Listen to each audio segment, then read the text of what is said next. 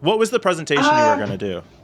I've told you this, but I don't have a presentation. I was going to do. Oh no, actually, yes, there was. I didn't actually ever put it together, but the idea was.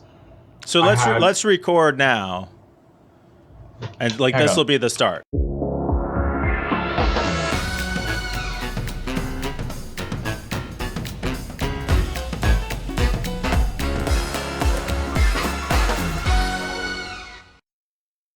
So you had talked about doing a presentation. You are that Peter Lowe of Peter Lowe's ad and server tracking list.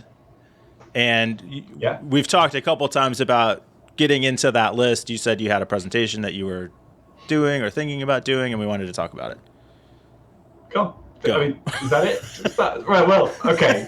So I don't know how much of this preamble has been recorded or not. Anyway. So just assume all of it was. Everybody knows all of it. Okay, fine. So last year and this year, I got invited to speak at a thing called the Ad Blocker Developer Summit, which is a summit of ad blocker developers. Surprisingly enough, it's like a conference. Is that like a big community? How many people are there that do that? Not many. I mean, it's a small community, but it has a big effect on the internet. There was about 200 attendees this year, and it was like a lot of speakers. It was like 12-hour day. There's some really interesting people. There's people who do like academic research, and they look into this kind of statistical side of things, and how to prevent tracking or block tracking or fake tracking, and they look at the kind of how to detect browser fingerprinting. It's really kind of fascinating. Anyway, they asked me to join. And as we've mentioned before, I run a little block list or a list of ad servers and trackers on the internet. And I don't really do anything with it. I just make the data available. It's really just a list. It's a text file with names of servers. It's a little bit more complicated than that, thank you, Mike.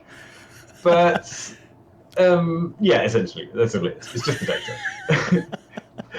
But I've been around for a while. I've been doing this for about 25 years, nearly. Yeah. And like this is a well curated list. I'm not trying to detract from it just by saying it's still just like it's a list, but it's a well maintained list, highly respected, widely used. See, before you said this, I said not too many of those little comments from you, but that's what I'm talking about. What do you mean? It's true, but I know you've got a little smirk going on there somewhere. It's fine. I use it.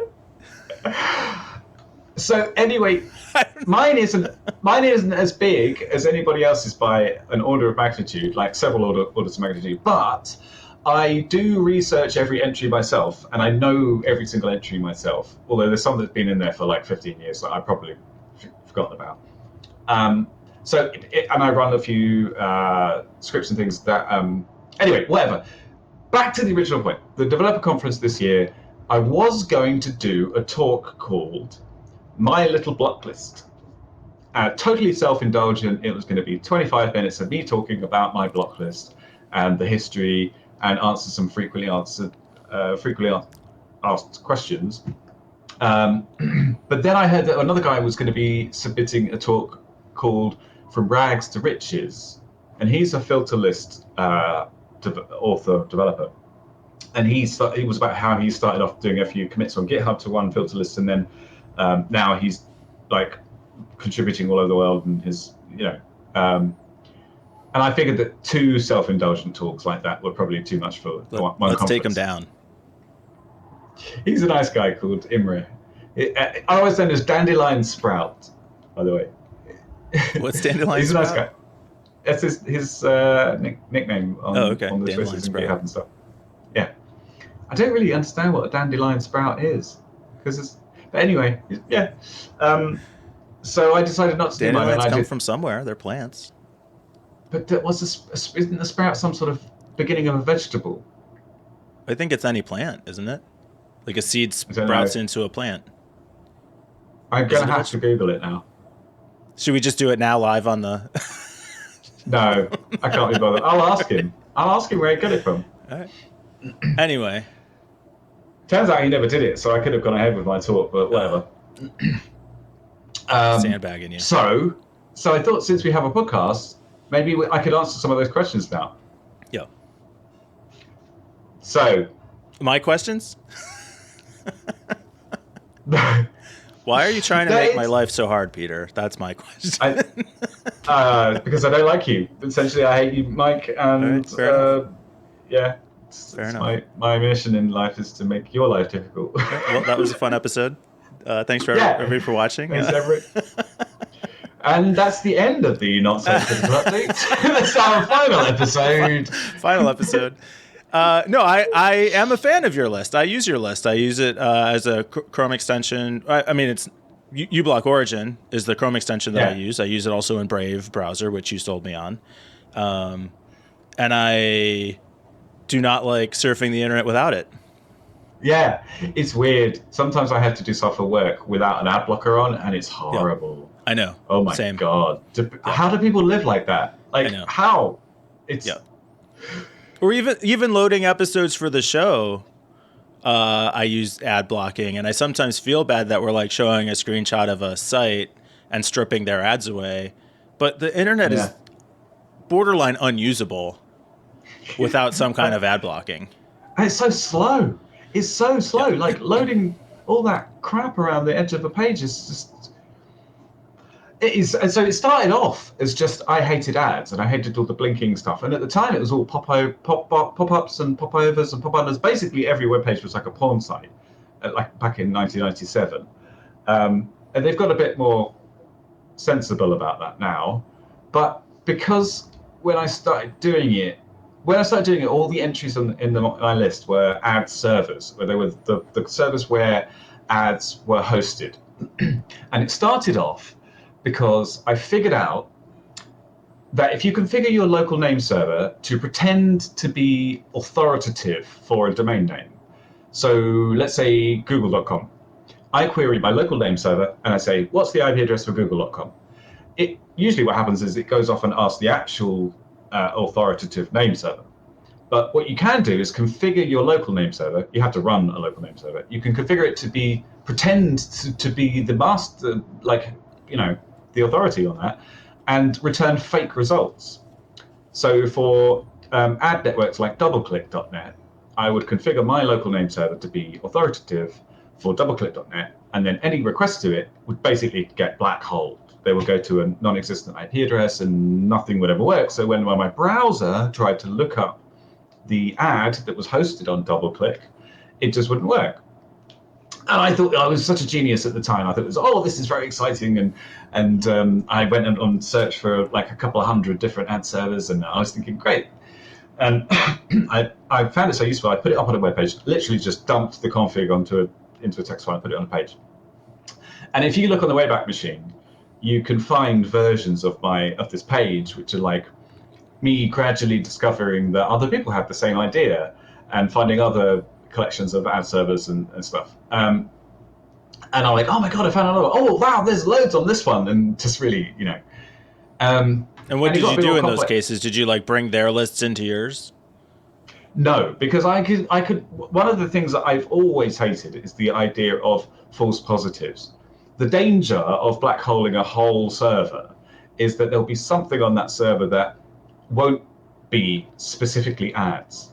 So my personal policy, just because it was just my own thing, it's always been just something I do for myself. And still that is. Other people happen to find useful. Yeah, I have unwittingly gotten a bit of responsibility somehow for it now because so many people use it. But it's essentially nothing has changed since then, which is that I don't like the idea of false positives. So I didn't want to import other people's lists without checking each one first, each entry from their list first, which takes time. And if you've got like tens of thousands on your list, then God, I'm not going to, just don't bother.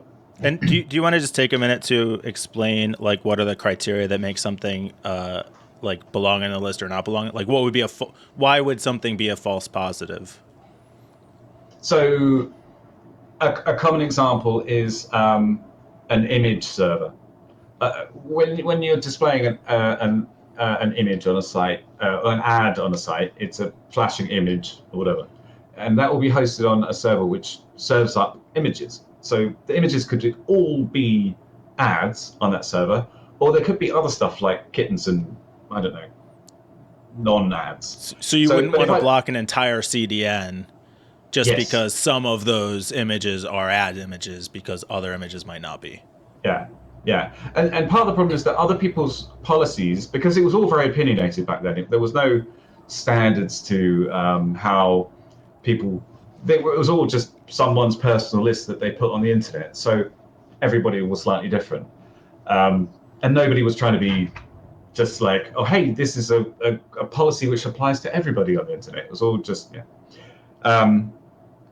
So I would consider that a false positive. So my rule was it has to be entirely dedicated to ads. And then over time, this whole thing about tracking people's behavior online became much more prevalent. And it's all sort of linked to ads in the end. It's all like based around building profiles of people so you can serve them more relevant ads. That I started adding them into it originally because they were just linked to the ads themselves. It was the same servers doing the tracking that were doing the ads. 20 years ago, it was just one server. And then the whole industry grew, and then the tracking and the data side of things became a much more hardcore thing.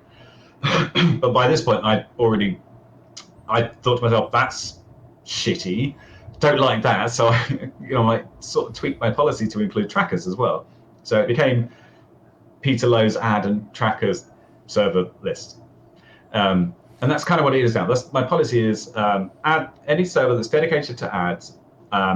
Actually, it's slightly different. I tweaked it not too long ago, like a year or so ago, to say any server whose purpose is overwhelmingly for ads or serving ads or tracking user behavior. Because there's some servers which didn't quite meet those criteria because they had some non-ad or non-tracking purpose. But it was mostly when people were trying to get around that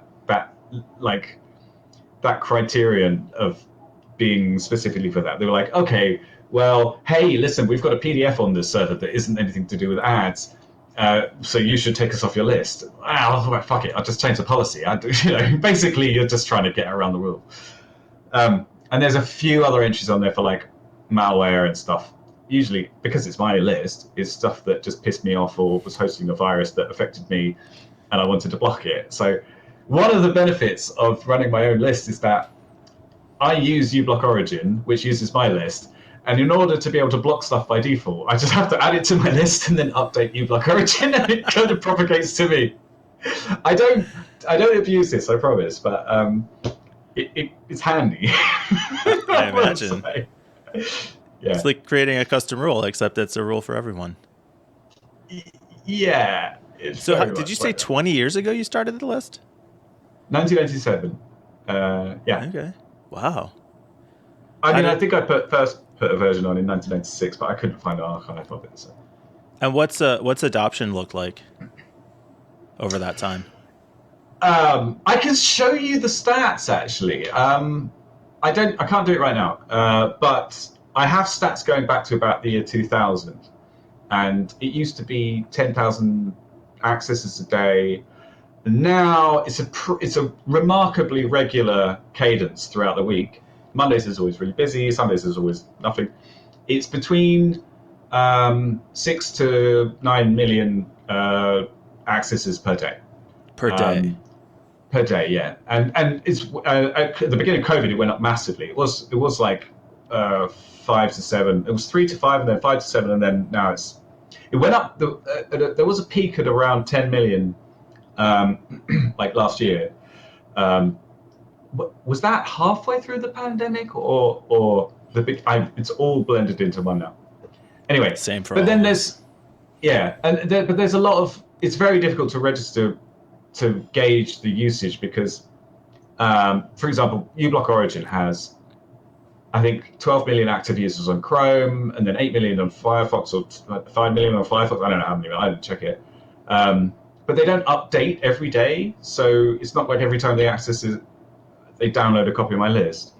And then things like Hostman and Little Snitch, and you can download. One of the things I did was I made the list available in different formats. So I used to try out all sorts of different ad blocking software, and I wanted my list to work with it. So there's one called Web Washer and Little Snitch, and you can use it as a proxy pack file, or you can import it directly as a cookies file, or there's something like 30 different formats that you can use it in. So there's a ton of different companies and programs that use it, and also there's companies like Brave use my list. You can they verify it and they do stuff on their end to kind of filter it. But they sent me a few bucks the other day to say, hey. So if I use Brave, I don't need to use Brave and have uBlock Origin installed? Well, that's a different question from using Brave on my list, but there are differences between uBlock Origin and Brave. What do you use? Brave does some. Do you use both? I don't use Brave. I use Firefox. Oh, I thought you were an advocate for Brave in the past. I thought you were a user. I like the company. I think it's one of the few companies that are doing really privacy-focused stuff, and they have a lot of smart people there, and they're doing a lot of really good shit. But like, I haven't yet properly switched over to using their browser. I've tried it out and I got it installed. Okay. It's a big deal to switch browsers, don't you think? Well, I moved from Chrome to Brave, and that didn't feel very onerous. That felt like a relatively simple transition. It wasn't quite as easy to like sync across devices. That took some configuring. Where with Chrome, if I'm signed into my Google account on Chrome, it does that automatically. Brave doesn't do that. I have to set up syncing across devices separately. But yeah, I've been pretty happy with it. It's like we spend so much of our working lives in browsers, don't we? I have a browser open 24 hours a day, and I'm using it for probably around 7 hours, like each working day. Sure. And even when I'm not working, I'm using a browser anyway. It's probably the single most used thing. Probably more than my phone or anything. Easily. I mean, almost everything I do is browser based. My entire every tool I use for work is in a browser. And people said Edge is supposed to be very fast and lightweight, faster than Chrome, whatever. It's a Chromium browser still. But every time I move away from Chrome, and I haven't noticed it as much with Brave, but every time I move away with Chrome, some website that I have to use doesn't work right, and I always end up going back. This is one of the biggest things, biggest problems with running the list is breaking websites. So one of the differences between my lists and other filter lists out there is that I do domain level blocking, which is my list only includes an entire domain. Other lists like EasyList, which is probably the biggest filter list out there, they do full URL blocking and they can make exceptions based on. So if you go to google.com/images/ad.jpg, you can block that specific thing, and you can also put conditions in so that will be allowed in certain situations. So if you go to another site and it tries to load that image, and failing to load that image will break the site, they can put in an unbreak rule in there for that site. So it's much more specific and context dependent and everything. But because I only have domains, I get a lot of people complain to me when things break. And I don't care most of the time. It's one of the things, because unless they can show me that there's a reason why I'm wrong about the fact that it's an ad or tracker, which I'm open to. I do get it wrong sometimes. Everybody makes mistakes, and there's a lot of domains which get added, which change ownership, or they change purpose, or they get updated somehow. And I'm wrong. I got one the other day that was from 2004 that I had to remove because it was no longer the same thing. But so I get a lot of people who try and convince me to remove themselves, but there's people who get pissed off at me because they click on a link in a newsletter and then it pops up, oh, this is being blocked because of Peter Lowe's had a block. I get some angry old ladies contact me to say, why have you broken my computer? Get this software off my thing. I didn't ask for this to be blocked. I just want to click on this link to my local knitting group. And I totally understand where they're coming from, but still don't care because, I kind of like it in a way because what it's doing is it's bringing people, because this for trackers, for example, you get sent a newsletter about your knitting group, and you click on a link, and it goes through a bounce tracker, it's called. So you're going to a website, and it redirects you through another website, and that intermediary records the fact that you clicked on the link from that newsletter. There's no real purpose for that other than marketing and stats and tracking. You were trying to get to a thing about a knitting pattern. So what happens is that people click a link, they get blocked, and they see this warning page, and then they get confused and angry. But they didn't know that was happening in the first place. They've installed something on their computer that says, please block tracking. Then that happens, and now they know about it. And then when they get angry, usually they come and go, oh, right, okay. And then you can tell them you can tell them how to allow that server or whatever. But it feels like it's raising awareness of the fact that this is happening in the first place, because it's kind of invisible to everybody, and they don't know it's happening. Sorry, I'm talking. I will be much more coherent. I won't fight with you about it since this is your episode, but I have different opinions sometimes. But I'm in marketing. Well, I think I've already been yammering on for too long anyway. So, but we can fight later. I'd be happy to. Cool. We will for sure. Yeah, we absolutely will. This was. I'm glad we got a chance to do this because you are that Peter Lowe, and there are a lot of other topics we could go pretty deep on: DNS, phishing, attack kind of stuff. We should probably do something about like phishing, just tell people how to protect themselves and what to look out for, and provide some like insight there. But this was fun. I'm glad we got a chance to do this. Thanks. Even though you're making my life personally harder for being on the marketing side. I know, I do actually genuinely make his life difficult if anybody's watching this. I do. But that's okay. I can take it. It's the what do they call the excitement of the hunt? The challenge, the adrenaline of the. Yeah. I'm in. All right, cool. Yeah. We'll wrap it up there, and we'll be back with another Not So Critical update.